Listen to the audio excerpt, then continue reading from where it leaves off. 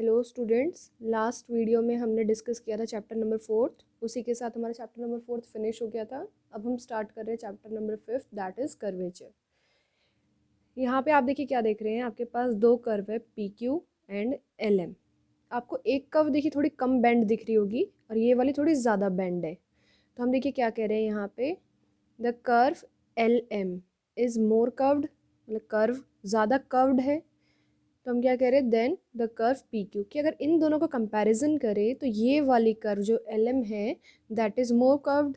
In this section we shall study formula to observe this property of being curved. अब हम इस property के बारे में पढ़ेंगे कि दो कर्व हो, ये वाली कर्व ऐसी है, ये वाली कर्व कम है, ये ज़्यादा है। तो आपको क्या पढ़ना है इस पूरे सेक्शन में कि कौन सी कितनी ज़्यादा बेंड हो रही है, ये ज़्यादा मुड़ी हुई है या कम मुड़ी है। जैसे आपको इन दोनों में डिफरेंस एग्जैक्टली पता चल रहा होगा कि देखिए ज़्यादा मुड़ी हुई है यहाँ से और ये कम मुड़ी है। तो देखिए आगे इसने क्या दिया है, the numerical measure of the sharpness of the bending of a curve at a point is called the curvature of the curve at that point. इसका मतलब क्या है, the numerical measure of sharpness. अगर आप न्यूमेरिकली इसको major कर पाए ना कि कितनी शार्प है इस पॉइंट पे, ये कितनी शार्पली बेंड हुई है, तो उसको हम क्या कहते हैं, curvature of that curve at that point. कि मैं यहाँ पे एक पॉइंट की बात कर रही हूँ, तो इस पॉइंट पे ये कितनी बेंड है, इस पॉइंट पे इसका कर्वेचर क्या है। तो पॉइंट पे निकलेंगे कर्वेचर, ये नहीं पूरी कर्व का आप एक ही साथ निकाल रहे हैं। इस पॉइंट पे क्या कर्वेचर आ रहा है, दूसरे पे क्या आएगा, यहाँ क्या आ रहा है। नेक्स्ट है आपका intrinsic equation of a curve. इसका मतलब क्या है, if S denotes the length of the arc of a curve. ये देखिए आपकी कर्व है, पहले तो ये वाली कर्व है जो थोड़ी सी बेंड है। तो आप कह रहे हैं कि ए एक फिक्स्ड पॉइंट है और जो पी है वो वेरिएबल पॉइंट है। ए फिक्स्ड है, ये यहाँ से नहीं हटेगा, ये यहीं पर रहेगा हमेशा के लिए। और जो पी पॉइंट है वो वेरिएबल है। आपका मन किया आपने यहाँ पे पी बना लिया है, किसी और बच्चे का मन करेगा वो यहाँ बना लेगा, मेरा मन किया मैंने यहाँ बना लिया। तो मतलब पी वैरी कर सकता है पूरी कर्व पे, आप कहीं पे भी पी को बना सकते हैं, लेकिन जो ए है वो आपका फिक्स्ड रहेगा। फिर हम क्या कह रहे हैं, जाई is the angle between the tangent at P and A. अब देखिए ए पॉइंट है, टेंजेंट ड्रॉ कर रहे हैं इस पॉइंट पे ए पे। तो ए पे टेंजेंट का मतलब क्या है, जो इसको यहाँ पे टच करके लाइन कहीं और टच ना करे, वही टेंजेंट होती रही। तो इसने क्या किया है, ए पे टच कराया लाइन को और सीधा निकाल दिया है। तो this is tangent at A. Similarly ऐसे ही पी पॉइंट है, पी पे टेंजेंट देखिए ये वाली है जो ऊपर एरो जा रही है ना, that is tangent at P. अब ये जो दोनों टेंजेंट है, जो दोनों एरो वाली हैं, इनके बीच का एंगल क्या लिया है हमने, जाई लिया है। This is tangent at P and this is tangent at A. इन दोनों के बीच का एंगल हमने क्या लिया है, जाई लिया है। Then the relation between s and xi is called an intrinsic equation of the curve। कि अगर इन, अब s कौन थी, आर्क लेंथ थी ये वाली, a से लेके p तक क्या है, s है आर्क की लेंथ, और xi क्या है, दोनों के टेंजेंट के बीच का एंगल है। अगर इन दोनों के आप फॉर्म में कोई इक्वेशन लिख रहे हैं तो उसको हम क्या कहेंगे, इंट्रिंसिक इक्वेशन। और ये दोनों कोऑर्डिनेट्स को हम क्या कहेंगे, s एंड xi को इंट्रिंसिक कोऑर्डिनेट्स। ठीक है इतना। नेक्स्ट अब देखिए हमें क्या कहा है, नेक्स्ट अब हमें दिया है to find the curvature when the equation of the curve is in intrinsic form. अब हमें क्या आया है नया आर्टिकल कि हम कर्वेचर फाइंड आउट करेंगे किसका, जब जो कर्व है हमारी वो एस एंड जाई में हो, उसी को इंट्रिंसिक इक्वेशन कहा था हमने, तो उसकी फॉर्म में होगी। तो देखिए इसने क्या कहा है, let A B a fixed point on the curve A B. मैंने यहाँ पे ड्रॉ कर दिया बिकॉज ये नेक्स्ट पेज पे, सो दैट मैं आपको यहीं पे समझा सकूँ। ये कर्व लिए है हमने, ये जो बेंड है ए बी, ये कर्व है, इस पे ए पॉइंट फिक्स्ड है। नेक्स्ट इसने क्या कहा है, where the length of the arc is measured. जहाँ से ये जो ए पॉइंट है ये हमेशा फिक्स रहेगा, आप जो भी मेजरमेंट करेंगे वो ए से करेंगे। अगर मैं आपको बोल दूं कि आपको अपनी क्लासरूम की लेंथ मेजर करनी है तो एक फिक्स्ड पॉइंट से चलेंगे ना, कि आपने एक वॉल पे रखा अपना मेजरिंग टेप और दूसरे तक आप गए हैं। ऐसा तो नहीं है कि एक आप मूविंग, जैसे डोर है, डोर को आप कभी खोल रहे हैं कभी बंद कर रहे हैं, वहाँ से आप लेना स्टार्ट कर दें, क्योंकि वहाँ से आपकी मेजरमेंट एक्यूरेट आएगी ही नहीं। कभी तो डोर से आप लेंगे, कभी जब वो बंद होगा तब लेंगे, जब वो खुल गया तब लेंगे, तो उससे मेजरमेंट डिफर करेगी। तो इसने क्या कहा है, ए पॉइंट है वो फिक्स्ड रहेगा, यहाँ से आप सारी मेजरमेंट्स करेंगे। देन इसमें कहा है हमें, let P Q be two neighbouring points on the curve A B. हमने P और Q दो पॉइंट्स लिए जो नेबरहुड में अपने किस पे, कर्व पे लिए हैं। ए भी कर्व है, इस पे एक जगह P ले लिया है, एक जगह Q ले लिया है। सो दैट AP, ए से लेके जो P तक का डिस्टेंस रहेगा ये हमें कितना कहा है इन्होंने, S, और जो P से लेके Q तक का रहेगा उसे कितना बता रहा है ये, दैट इज डेल्टा S।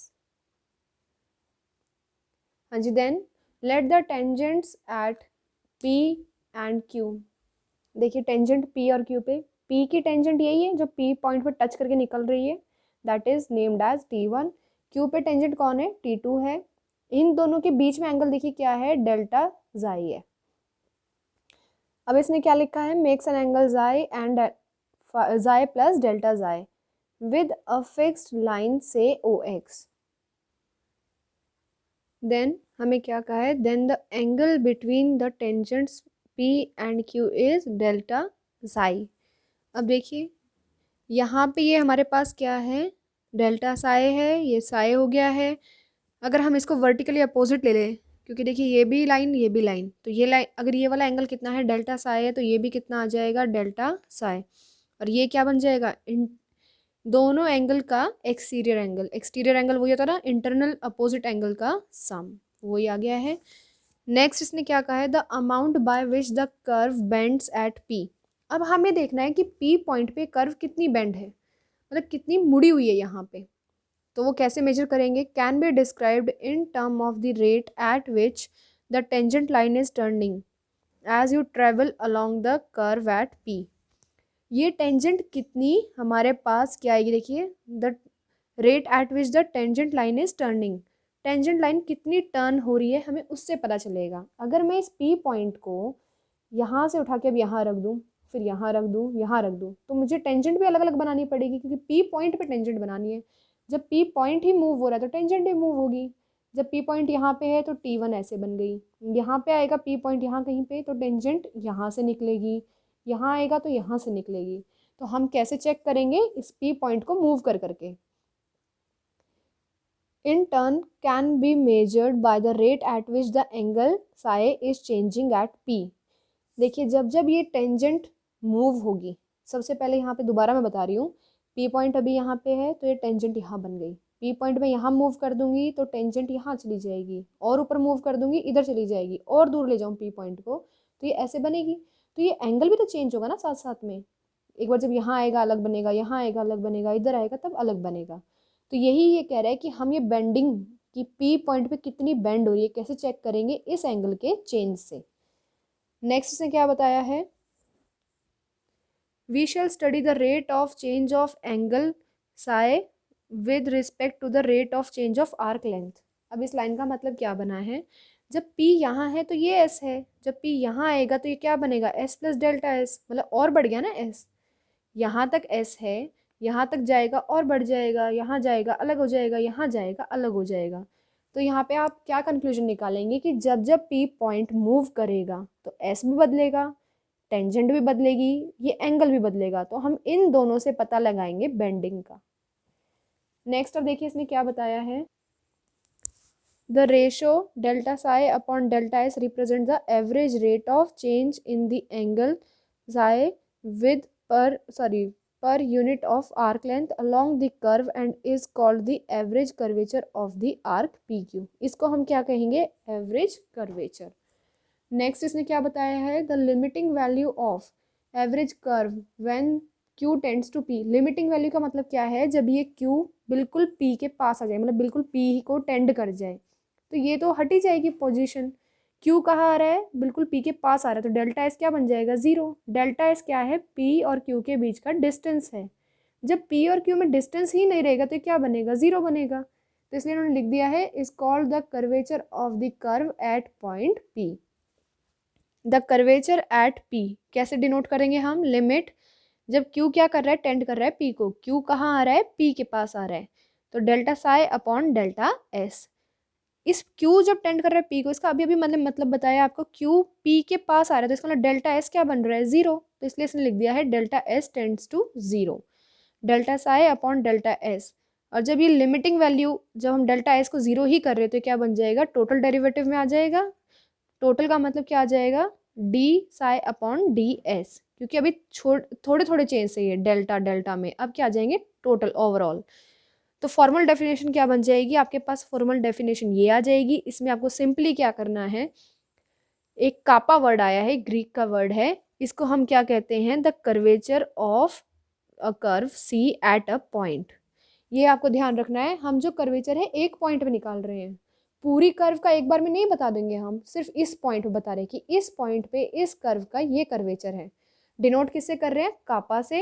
ये देखिए के की उसमें आपको लिखा दिखेगा कापा, और ये मॉडुलस लगा दिया है। अभी तो हमने कर्वेचर ये बताया था, ये मॉड क्यों आया है, क्योंकि कर्वेचर कभी भी नेगेटिव नहीं आएगा, इसलिए हम क्या लगा रहे हैं, मॉड लगा रहे हैं। नेक्स्ट देखिए इसने क्या बताया है, the reciprocal of the curvature at any point P of the curve is called radius of curvature and is denoted by rho। जो रेसिप्रोकल होगा कर्वेचर का, अभी अभी हमने कर्वेचर निकाला क्या था, D psi upon D S. अगर आप इसका रिवर्स कर दे D S upon D psi, तो वो क्या बन जाएगा, radius of curvature of that point, of that curve at that point. इसको डिनोट किससे करते हैं, रो से। तो आपको दो फॉर्मूला मिल गए, सबसे पहले तो मिला कर्वेचर का, फिर मिला रेडियस ऑफ कर्वेचर का, दोनों अलग अलग चीज़ें हैं। और देखिए इसने फिर यहाँ पे मेंशन भी किया है, for an intrinsic equation the radius of curvature at point P is given by.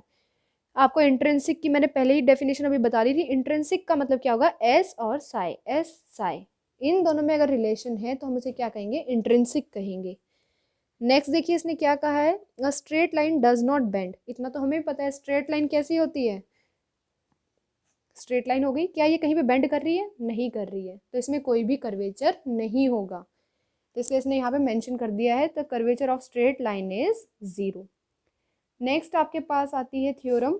इसमें देखिए थ्योरम ये कैसे बन रही है, इसको इसने दो आर्टिकल में बना के दिया हुआ है, एक तो ये हो गया है, एक इससे नेक्स्ट है। ये क्या कह रहा है, इफ़ एंड ओनली इफ़ में चलेंगी दोनों, वो अभी आपको मैं बता देती हूँ कैसे। फर्स्टली इसको देखते हैं, इसने क्या कहा है, to prove that the curvature of a circle at any point. हमें क्या प्रूव करना है, the curvature of a circle. अगर मैं एक सर्कल का कर्वेचर निकालूं किसी भी पॉइंट में, मतलब ये एक सर्कल है, इस पॉइंट पे कर्वेचर निकालूं, इस पॉइंट पे कर्वेचर निकालूं, या यहाँ पे कर्वेचर निकालूं, तो क्या आएगा, हमेशा कांस्टेंट आएगा, and is equal to the reciprocal of the radius of the circle. अगर सपोज कर ले मैं इस पॉइंट पे, ये एक सर्कल हो गया, इस पॉइंट पे इसका कर्वेचर निकाल रही हूँ, तो क्या आएगा, कांस्टेंट आएगा। और किसके इक्वल आएगा, reciprocal of the radius of circle, कि सर्कल के रेडियस का रेसिप्रोकल आएगा। अब देखिए इसने स्टार्टिंग कैसे की है, इसने बताया है, let us take a circle of radius R. ये एक सर्कल ले लिया जिसका रेडियस क्या है, आर है। देन सेंटर कहाँ है इसका, कैपिटल ओ पे है। Let P and Q be 2 points on the circle. एक पॉइंट ले लिया पी, एक पॉइंट ले लिया क्यू। नेक्स्ट इसने क्या कहा है, so that the arc P Q is equals to S, कि जो ये आर्क बन रही है इसकी लेंथ कितनी है, एस है। नेक्स्ट इसने क्या कहा है, let the angle between the tangent at P and Q be. अब देखिए यहाँ पे हम क्या करेंगे, एक पॉइंट P था, इस पे टेंजेंट बनाई, ये P पॉइंट पे टेंजेंट बनाई, तो इसको क्या नाम दिया, T1। Q पॉइंट था सर्कल पे, इस पे टेंजेंट बनाई है, इसको क्या नाम दिया है, T2। T1 is tangent eight point P, T2 is tangent eight point Q। इतना ठीक है। इन दोनों टेंजेंट्स के बीच का एंगल क्या लिया है, साई लिया है। अब देखिए जो टेंजेंट का एंगल होता है, टेंजेंट के बीच का एंगल होता है, वो ही उन लाइन्स के बीच का एंगल होता है, पॉइंट्स के बीच का। इसको मैं ध्यान से समझा रही हूँ, समझिएगा। मैंने लिया है T1 और T2 के बीच में एंगल क्या है, साई। तो देखिए ये जो पॉइंट था जिसकी ये टेंजेंट्स थी, उन दोनों के बीच में भी एंगल क्या होगा, साई होगा। ये एंगल कैसे आया, साई समझ में आ गया होगा, क्योंकि इनकी टेंजेंट्स के बीच में क्या है, यही एंगल है, तो वही एंगल उन दोनों पॉइंट्स की लाइन के परपेंडिकुलर के बीच में होगा। यहाँ पे मैंने परपेंडिकुलर बनाई, यहाँ पे P पे भी मैंने परपेंडिकुलर बनाई है। देखिए ये दोनों परपेंडिकुलर है एट दिस पॉइंट, तो इनके बीच में भी एंगल क्या होगा, जो इनके टेंजेंट्स के बीच में एंगल होगा, सेम रहेगा। नेक्स्ट इसने क्या कहा है, the angle P O Q is equals to psi. ये आपको समझ आ गया होगा कैसे है। फिर हमने ये छोटी क्लासेस में फॉर्मूला किया था, arc length is equals to radius of circle into theta. Theta क्या था, इन दोनों के बीच का एंगल होता था। तो अब यहाँ पे देखिए एल क्या है, एस है। एल का मतलब आर्क लेंथ, आर्क लेंथ यहाँ पे क्या दी है, एस, और यहाँ पे जो रेडियस है वो क्या दिया है हमें, आर, और इन दोनों के बीच का एंगल क्या है, थीटा की जगह पे साई, तो वो पुट कर दिया है, S is equals to R psi. Next अब क्या किया है, हमने इस इक्वेशन को डिफरेंशिएट किया है विद रिस्पेक्ट टू साई, तो हमें क्या मिल गया, D S upon D psi is equals to R. और हमने कर्वेचर का फॉर्मूला क्या पढ़ा था, D psi upon D S, तो इसको रिवर्स कर दिया तो ये क्या आ गया 1 अपॉन आर। तो ये कैसी टर्म है, कांस्टेंट, क्योंकि आर क्या होगा, एक नंबर होगा ना। हम एक सर्कल का रेडियस ये तो नहीं बोल सकते कि वेरी करता रहता है, कभी सर्कल बड़ा हो रहा है कभी सर्कल छोटा हो रहा है, नहीं, वो फिक्स्ड होता है। तो यहाँ पे वही हो रहा है। फिक्स्ड का मतलब क्या हो गया कि ये कांस्टेंट टर्म हो गई है। और आप ध्यान से देखिएगा ये कैसे है, आपस में इन्वर्स है, दोनों इन्वर्स रिलेशन है ना। अगर आर बढ़ेगा तो कर्वेचर घटेगा, आर घटेगा तो कर्वेचर बढ़ेगा। हाँ जी, नेक्स्ट देखिए इसने क्या दिया है, to find the radius of curvature of circle of radius R. अगर हमें रेडियस फाइंड आउट करना है of curvature of circle of radius R, तो हम क्या करेंगे, इक्वेशन नंबर 1 से हमारे पास आ जाएगा कि हमें रेडियस ऑफ कर्वेचर किसके इक्वल मिल रहा है, आर के इक्वल। क्योंकि रेडियस ऑफ कर्वेचर और कर्वेचर आपस में क्या होते हैं, रिवर्स होते हैं। रेडियस ऑफ कर्वेचर का मतलब क्या होता है, D S upon D psi, तो इसकी वैल्यू हम पहले निकाल चुके हैं, यहाँ से उठा के यहाँ रख दी आर। तो इसका मतलब अगर हम एक सर्कल की बात कर रहे हैं तो उसका रेडियस ऑफ कर्वेचर क्या आएगा, खुद उसी का सर्कल का रेडियस आ जाएगा। एक सर्कल दे दूँ अगर मैं आपको और मैं पूछूँ इसका रेडियस ऑफ कर्वेचर क्या है, तो एग्जैक्टली जो उसका रेडियस है ना उस टाइम पे उस सर्कल का, वही उसका रेडियस ऑफ कर्वेचर रहेगा। नेक्स्ट देखिए इसने आर्टिकल में क्या दिया है, ये इफ एंड ओनली इफ वाला जो अभी मैंने आपको कराया उसी का दूसरा पार्ट है, उसी को उल्टा किया गया। देखिए, a curve with constant curvature is always a circle. अभी तो हमने क्या कहा था कि एक सर्कल का अगर हम रेडियस मतलब कर्वेचर निकाले तो वो क्या आएगा, कांस्टेंट। ये उसी को क्या कर रहा है, रिवर्स कर रहा है कि अगर हम एक कर्व विद कांस्टेंट कर्वेचर तो क्या बनेगा, सर्कल बनेगा। हाँ जी, हमें क्या दिया है, a curve with constant curve, हमें प्रूव करना है वो क्या बनेगा, सर्कल। तो इतना हम लेके चलेंगे, इसको हम प्रूव करेंगे। इतना लेके चलते हैं कि हमारे पास एक कर्व है जिसका रेडियस कैसा है, सॉरी कर्वेचर कैसा है, कांस्टेंट। कर्वेचर क्या होता है, D psi upon D S. ये लिख दिया मैंने कि कर्वेचर का ये फॉर्मूला मुझे पता है, और ये आपने कैसा दिया हुआ है हमें, कांस्टेंट, तो इसका मतलब कोई सी के इक्वल है। अब देखिए इसने क्या किया है, डी एस को इधर कर दिया है, बाकी को इधर, इसको इंटीग्रेट किया है। तो ये क्या आएगा, एस 1/c तो कांस्टेंट था, डी साई का क्या आ जाएगा, साई। तो s is equals to 1 upon C into psi. आपने अभी अभी नोट किया होगा कि ऐसा ही कुछ पहले पढ़ा था, तो मैं इसको क्या नाम दे रही हूँ, आर दे रही हूँ, क्योंकि इसको ही मैं क्या नाम दे रही हूँ, आर दे रही हूँ। तो ये फॉर्मूला बन गया s is equals to R psi. इतना ठीक है। और ये इक्वेशन किसकी होती है, which is an equation of a circle. अगर नहीं समझ में आए एग्जाम में तो देखिए आप यहाँ से देख लीजिएगा, सेम आ गया ये वाला एंड ये यहाँ पे, ये दोनों बिल्कुल एग्जैक्टली सेम आ गए हैं। ये एक ही थ्योरम के दो पार्ट बना के दे रही है आपके इफ एंड ओनली इफ वाले। अब नेक्स्ट वीडियो में हम क्या डिस्कस करेंगे कि हमारे पास जो कर्वेचर है, रेडियस ऑफ कर्वेचर है, ये हम दूसरी फॉर्म्स में कैसे निकालेंगे। यहाँ पे तो क्या फॉर्म चल रही थी, एस एंड साई वाली, वहाँ पे डिफरेंट फॉर्म्स आएंगी, हम उनको डिस्कस करेंगे।